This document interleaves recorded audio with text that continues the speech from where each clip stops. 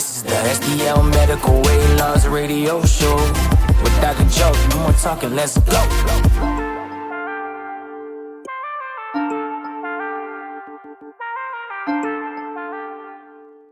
Welcome back to the STL Medical Weight Loss Radio Show. I'm your host, Dr. Joseph Moleski. I have Drew Shelton, the producer, here. He's one of my patients. He's on with us for today, and we're going to talk about a few things that recently came up in a few articles in the medical space.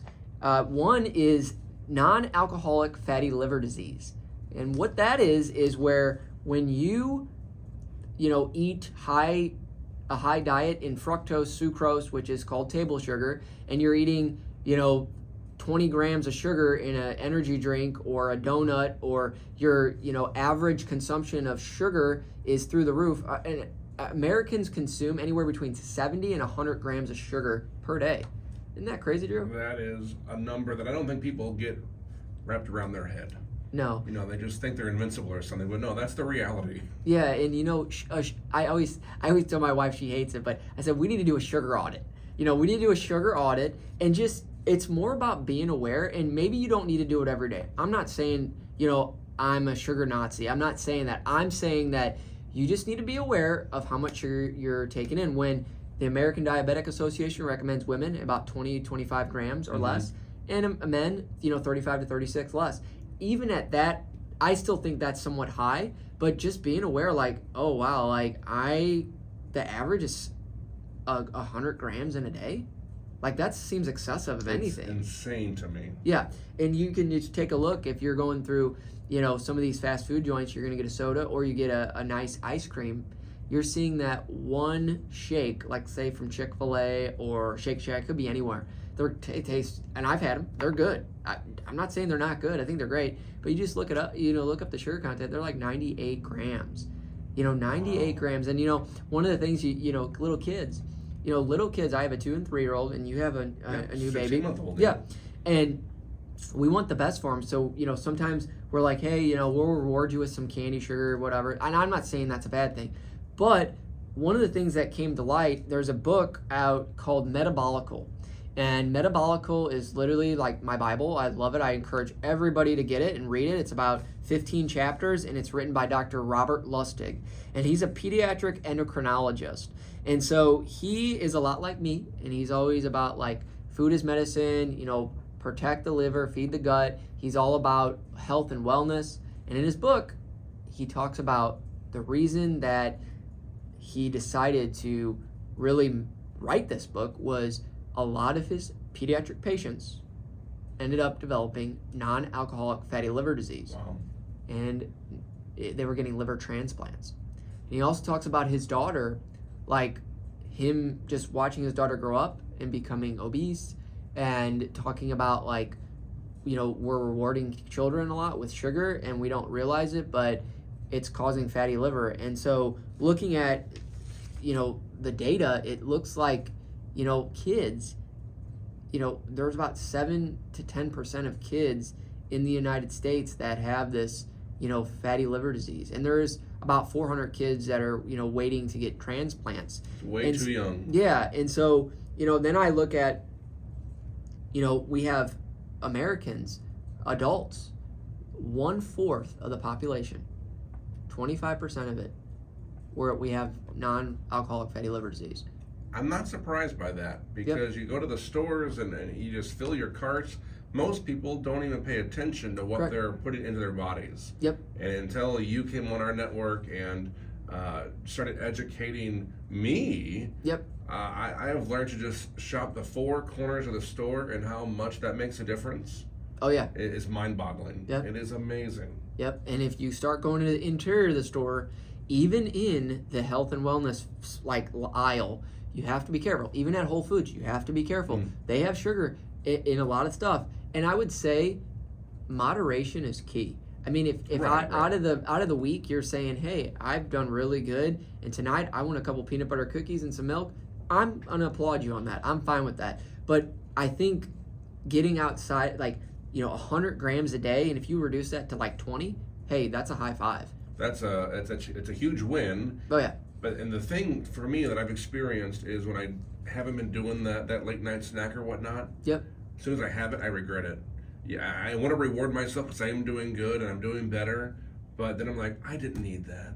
Yep. You know, I had an early breakfast this morning, and I've been doing fasting hours. Yes. You know, and I think that's huge too. Sure. But I was so disappointed in myself this morning. But we had a late night last night, Sure. and it is what it is. But I'll get back on track. But that's the other thing of this process for me is, wow, I'm starting to learn that I don't need all this other stuff. So when you can control that and learn that and apply that, that's a huge thing. And I've had that with my wife, she's been on it. I've had that with myself. Just, it's one of those things where you're like, okay, I did that. Had a cookie, a shake, a cake, or I did that. But then the next time, you're more aware of it, and you're like, I don't need that. I'm very much more intentional with what I'm putting in my body and when. And I think it goes back to these medications. They help you build healthy, new habits. Yes. And they give you that strength, that mental strength, I will say, to get through it. So I'm on the Tricepatide, and everyone, I've been doing plugs for you during our morning show and whatnot on my social media. I always get the backlash. Well, as soon as you stop taking it, it's going to come all back. Well, that could be true if you didn't change your lifestyle. Correct. This journey is twofold. Yeah, you're getting help, but you're getting help because of the education you're learning as well. Yes. So if you're just taking it to take it and not change your life, then I don't feel bad for you. Yeah. But I'm learning in the process and changing my life while getting the aid that I needed, the extra boost. Yeah, and I think it goes back to that. I always say medication and education. Right. And I'm going to have a podcast that's going to be on Apple. It's going to be STL Medical Weight Loss Podcast.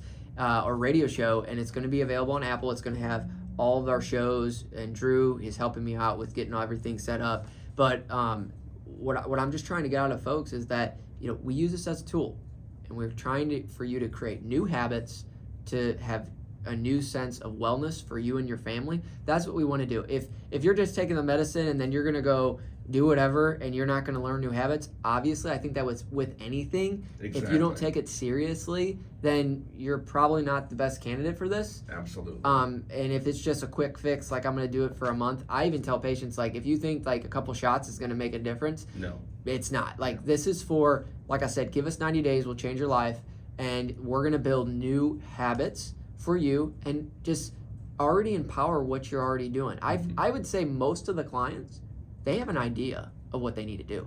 Oh, absolutely. They just need help. That's why I said an aid. You need a little booster, if you will, to jumpstart it. Yep. And then once you have it, then you're really just on fire. Like, you have this new energy. And my wife, at home, she's like, "Are you okay?" I'm like, "I'm doing fine. Yeah, I feel better. I'm carrying myself well. I have an extra boost in my step. I'm not going to complain about that."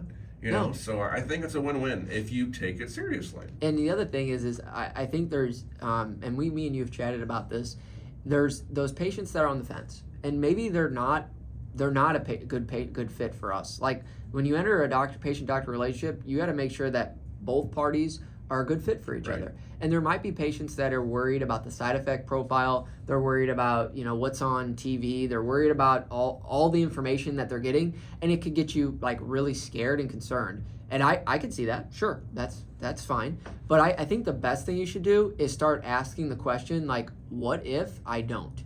Or, okay, well, that's really good. What if I don't?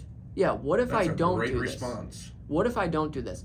You have all the reasons that you should not do it. Right. Maybe somebody said this, but what if you, not everybody else, because everybody else might be telling you da-da-da-da, but I'm talking to you. You are your own case. You are your own case. What if you don't do it? And what does that mean for your family? Like, you have to start really thinking about, like, if I don't change my habits and I don't do what I need to do to get healthy, yeah, you're not only going to suffer, your family's going to suffer, right. Those people that love you. And it's one of those things that, every medication has side effects. Every single, you go and look at a Benadryl, you look at a Tylenol, you're going to look at ibuprofen, you'd be surprised. Even some of these medicines that are prescribed for high cholesterol, diabetes, hypertension, they have a lot of side effects too. So, I'm not a guy that's trying to push medication. I'm trying to push education, results, And if I have a medication that's going to help you get off all the medicines or improve your quality of life and improve the length of your life, I think that's a better option versus, well, Miss Smith or Mr. Smith, your blood pressure numbers are pretty high today. I've been seeing you as your primary care doctor, and you know what we're going to do? We're going to add another medicine. And then the next, we're going to add another medicine. And then the cholesterol meds are not working. We're going to add another medicine. And then, by the way, you're on a pill for diabetes. Now we got to do insulin. Yeah, it's too much. Yeah, and so we get polypharmacy. So when you look at their side effects, well, guess what? If you don't change, you're going to be on a lot more other medications, like a medication soup, and there's a lot more side effects there. So I think it just goes back to, what if you don't? Right. I love that. I'm going to use that on my next social media post for you. Yeah. What if you don't? But that's the truth. I mean, people need to think about their consequences. I mean, when we're seeing 25% of the population have, fatty liver disease, and then we're seeing young kids getting liver transplants because, we're seeing the amount of sugar in excess in everybody's diet, from our kids to our parents to our grandparents to even us, young adults. I'm 35, Drew. How old are you? 34. 34. And we're seeing it to where we want to get a handle on it. We don't want to wait. And I think that's an important thing is, I'm not going to wait for a devastating diagnosis for me. I'm not. My dad he's kind of been my advocate here. He's saying, hey, look, you have a 16-month-old kid at the house. Yeah. You're kind of getting up there in the weight. And, yeah. and I have sleep apnea too. Sure. And I was on a wait list with that whole machine for a while.